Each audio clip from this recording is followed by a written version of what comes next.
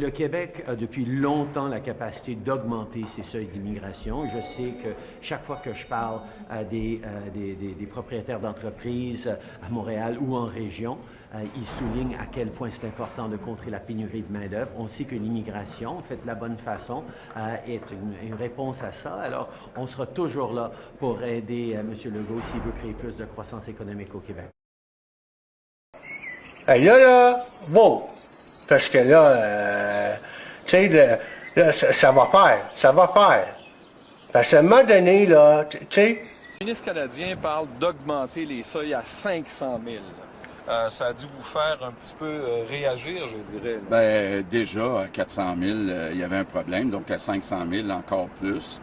Je comprends qu'il manque de main-d'œuvre, mais il reste que déjà à 50 000, donc ça donne à peine 10 du 500 000.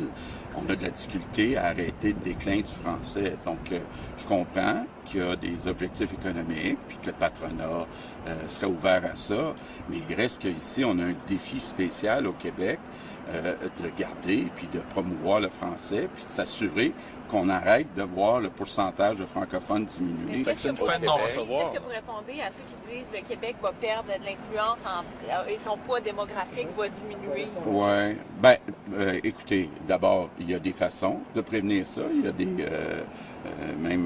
des garde-fous qui existent. Il faut probablement en ajouter. Mais il faut continuer de reconnaître que le Québec, c'est une société distincte, c'est une nation. Puis dans ce sens-là, ben il y a des pouvoirs importants qu'on doit garder, puis on doit en ajouter. Mais je veux comprendre les garde-fous. Qu'est-ce que vous voulez dire par les garde-fous? Bien, le pourcentage de députés au total là, qui est accordé au Québec là, est déjà un petit peu plus élevé que le pourcentage de population. Il faut préserver ça. Fait que c'est une fin de non-recevoir. De menace à la nation québécoise. Quand vous voyez des chiffres comme ça, est-ce que ça a des illustrations?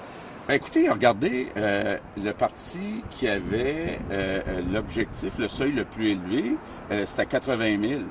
Là, si vous faites un petit calcul, 23 de 500 000, on serait presque au double de ce que le parti qui en propose le plus que ça représente. Donc, vraiment, là, va falloir que M. Trudeau, M. Rodriguez et puis les gens à Ottawa comprennent qu'on a un défi ici puis qu'on veut garder le français à long terme. Vous allez dire quoi aux gens de l'Abitibi?